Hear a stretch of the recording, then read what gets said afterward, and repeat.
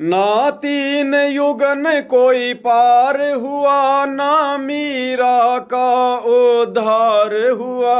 ना तीन युगन कोई पार हुआ, ना मीरा का उद्धार हुआ। ना तीन युगन कोई पार हुआ, ना मीरा का उद्धार हुआ।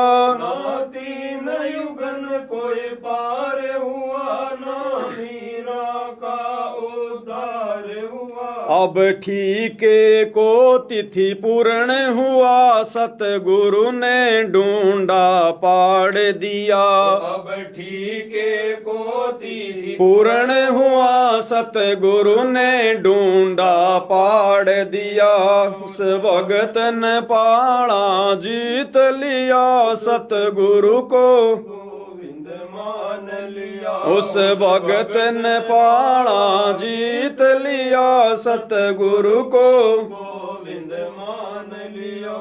आज से पहले तीनों युगों में भाई और बहनों, यूं कहिए चारों युगों में, क्योंकि कलयुग भी 5,500 वर्ष बीत चुका है। अब ये नया युग शुरू हो गया कलयुग की पिछली पीढ़ी का।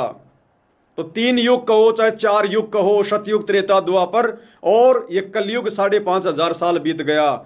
एक भी महापुरुष, एक भी आत्मा जिनके हम आज नाम सुनते हैं, चाहे मीरा हो, चाहे धन्ना हो, चाहे रविदास जी हो, चाहे नानक जी हो, कोई भी हो, एक भी आत्मा आज तक उस वास्तविक शाश्वत स्थान सतलोक में नहीं जा पाई, केवल गुरु को मानुष मानने के चलते। क्योंकि जब तक हम अपनी आंखों से सारे प्रमाण धर्मशास्त्रों में लिखे हुए नहीं देख लें, हम गुरु को परमात्मा नहीं मान सकते। जो दया परमात्मा ने केवल कलयुग की पिछली पीढ़ी में ही करनी होती है। तो कहते हैं ना तीन युगन कोई पार हुआ, ना मीरा का उद्धार हुआ। मीराबाई का भी उद्धार नहीं हुआ।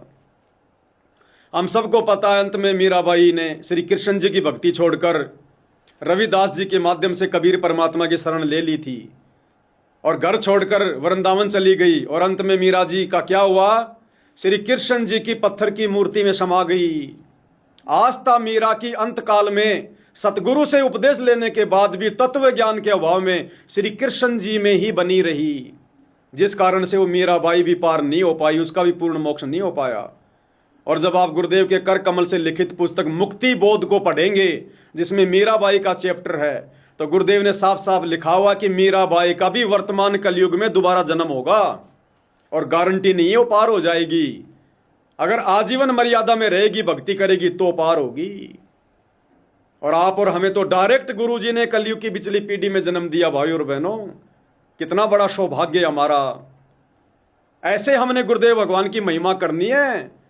उनके द्वारा किए गए इन उपकारों को याद करके, ये नाच कर गा कर रागनियां गा गा के हैं, ओ क्यों कर पानी निकले पिया जी, हम तो डूब लिए। डूबोगे बिना भक्ति की और क्या होगा? ये कोई सतगुरु की महिमा है? ये तो तुम पानी की महिमा कर रहे हो कि पानी ने पूरे गांव को डुबो दिया। पानी उतरा पिया सारा तो ये बकवादे करके हम कभी भी सतगुरु को प्रसन्न नहीं कर सकते। भाई और बहनों, ना तीन युगन कोई पार हुआ, ना मीरा का उद्धार हुआ। अब ठीके को तिथि पूर्ण हुआ और सतगुरु ने डूंडा पाड़ दिया। डूंडा पाड़ दिया सतगुरु रामपाल जी भगवान ने अपने तत्व ज्ञान का, अपने आध्यात्मिक ज्ञान का। आज उनके सत्सेवक बच्चे जी भर के उनकी महिमा कर रहे हैं, जी भर के उनके चरणों की सेवा करके, चरणामृत लेकर भोग लगा के, आरती उतार कर जी भर के अपनी भक्ति धन जोड़ रहे हैं। आज सतगुरु ने डूंडा पाड़ दिया, डूंडा अध्यात्म का, भक्ति का। 4 युगों से परमात्मा जिस समय का इंतजार कर रहे थे, अब ठीके को तिथि पूर्ण हुआ। कबीर सागर में गुरुदेव कहते हैं ना, जब लगावे नहीं ठीके को तिथिवार, यानी जब तक वो परमात्मा के द्वारा निर्धारित किया गया समय नहीं आएगा, तब तक तो मेरी बातें ऐसे लगेंगी जैसे बेकार हैं, कबीर सागर में लिखी बातें। तो अब वो ठीके को तिथिवार वो पूर्ण हो गया। अब वो समय आ गया 1997 से। अब सतगुरु ने डूंडा पाड़ के रख दिया, बड़ों बड़ों की खाल उतार के रख दी, बड़े बड़ों की खाल।